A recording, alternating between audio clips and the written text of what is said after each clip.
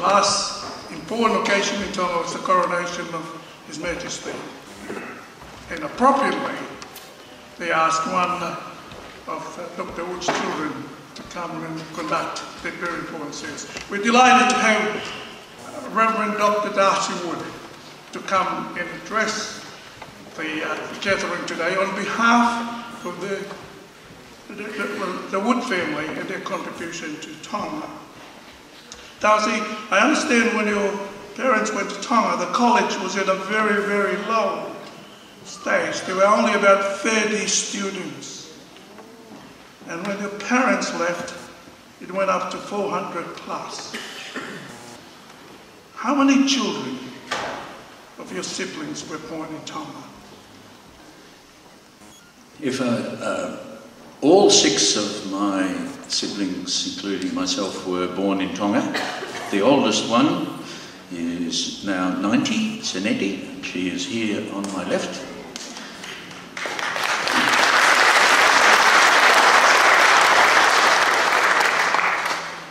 I am number 6, so I'm the junior member. My knowledge of Tupou College is indirect.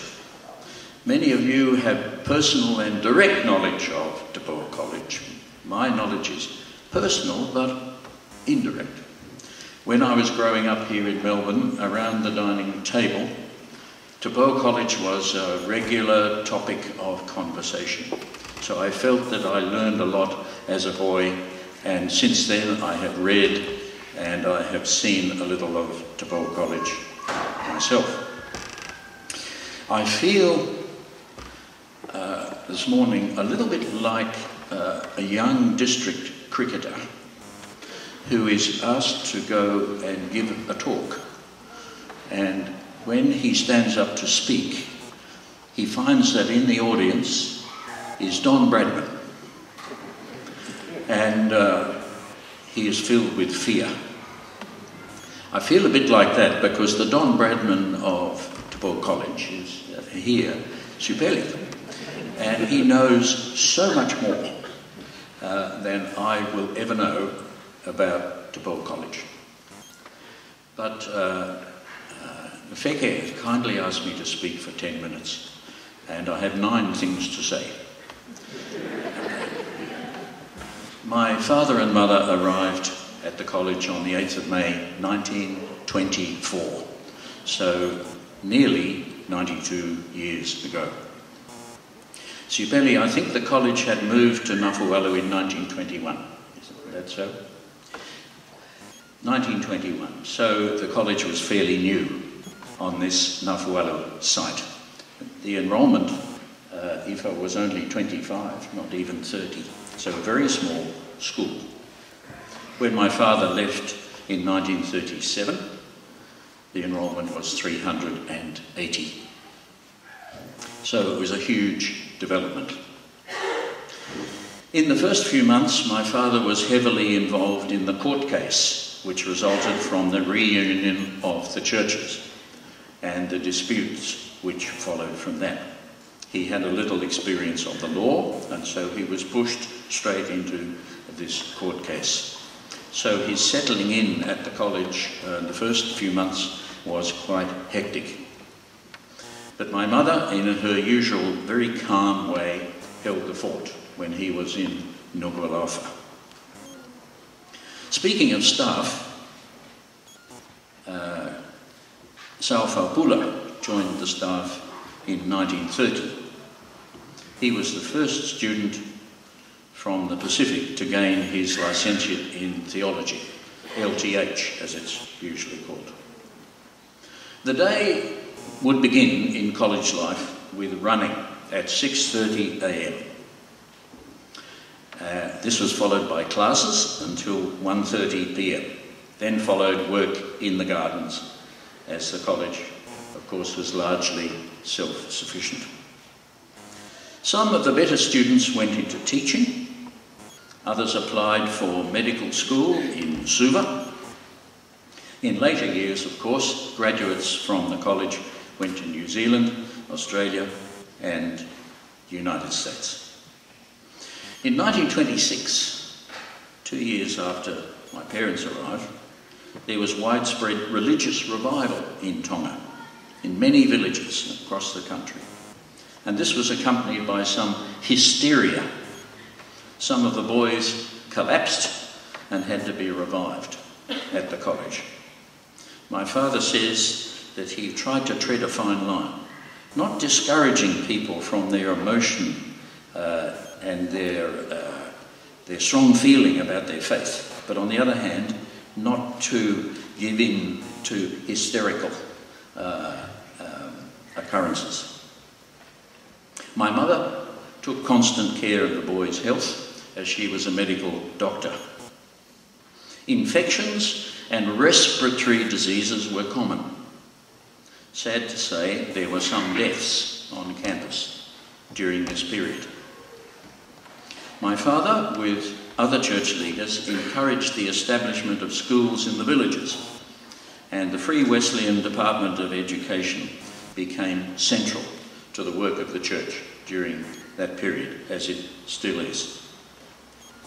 Sports were very important at the college: cricket, tennis, rugby, and athletics. In the 1930s, the playing field was levelled and a running track was built 440 yards. In those days, of course, we were using miles and yards, and 440, as some of you would remember, was once around the track. This track was built with much student labour, and it was regarded as one of the best, if not the best, oval in Tonga. The oval was given the name of Janet's Mat, after Sinetti, who is here. There's a story that I particularly like that my father tells in his memoirs of how there was an inter-school athletics meeting and a long-distance race, and the government college student was way in front of the Tupou college student, and he was getting right near the tape to finish the race, but the government college boys were so excited that they took hold of him and held him up as the winner, but he hadn't quite reached the tape. And so the Tupou college boy came up behind and won the race. You may remember the Australian skater Stephen Bradbury, who had a similar experience. All the other skaters fell down in front of him and he came from behind and won the gold medal. Well, the end of this story is that when this happened in the long distance race, the principal of the government college was so annoyed, so upset, that he took his hat off, put it on the ground and jumped on it. So there are some quite funny stories about those days. My father emphasised music with regular choir practices. In 1929 and again in 1932, my father took choirs from the college to tour Australia. In the first case, £1,600 was raised for the college, and in those days that was a very great deal of money.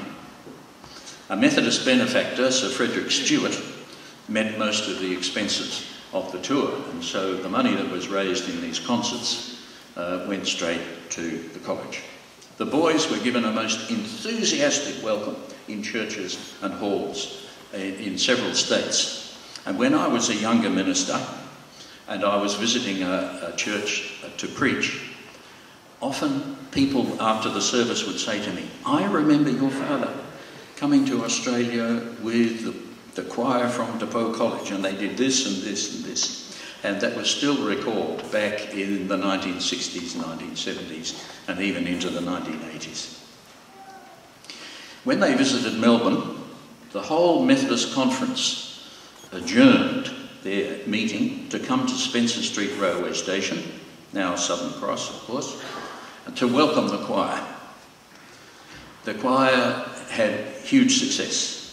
They sang in important venues like Sydney Town Hall, and the reputation of Tupou College was greatly increased around Australia. Some of the boys were good cricketers, and they went to Wesley College, which is my alma mater, to play a cricket match. The coach of the Wesley College team thought, these Tongan boys won't be able to play cricket very well, we don't want to embarrass them, so we'll put on the field the second 11 to play the Tupou College. And so what happened was the second 11 at Wesley College was dismissed for 12 runs. A lot of them were run out because the Tongans were so quick in the field. And then the Tupou College team went into bat, and when they had made more than 180, they stopped the match. In South Australia, during one of these choir tours, 11 out of the 16, must have been the second tour, 11 out of the 16 boys caught the measles because they didn't have much resistance, of course, to all the diseases in Australia. So the concerts had to be abandoned for a fortnight while the boys recovered from the measles. Back in Tonga, choirs were developed in many of the villages at this time, and at the annual Methodist Conference, a choir competition attracted huge interest. In 1930, the church called Old Zion was moved from Nuku'alofa to the college and became both a chapel and a space for teaching. The increase in numbers during this time meant that many more dormitories had to be built on the campus to accommodate all the boys. Returning for a moment to the health situation, in 1931, 90 boys came down with the flu, and in 1934, more than 200 boys contracted the flu. So my mother had a lot of work to do. In 1933, theological students were added to the college. There was no Sierra Tudai at that time, but theological teaching began in Tonga. So my father, having taught the Tupou College boys in the morning into the early afternoon, then began again and taught the theological students in the afternoon. In 1935, 11 more candidates were added to the theological group. Prior to that time, the training of ministers had been very limited. In his memoirs, my father says that he was disappointed that at this time Tupou College boys were discriminated against in several ways in Tonga. One was they had to pay more poll tax than other students. And another thing was that they were often overlooked for government jobs, although they were well qualified to take on those jobs. But clearly, over the years, in spite of these difficulties, Tupou College graduates have made a huge contribution to Tongan life. This was something that I knew as a boy, and it's been reinforced for me again this morning, how central to Tongan life Tupou College has been. My last comment is about the royal family. Queen Charlotte supported the college strongly, and she often spoke at speech nights and other events at the college. In 1927, her son Taufa, who was later to become King Tupou IV, entered the college at the age of 9. He was much younger than the other students, but it was thought he'd better start his education properly. As is well known, later he went to Newington College in Sydney and then to Sydney University, where he graduated in arts and law.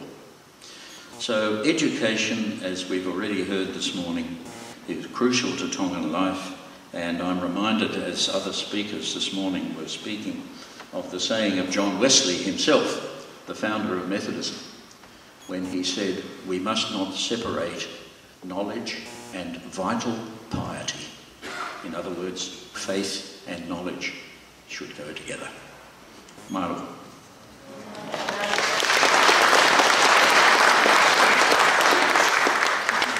Malo, Peter.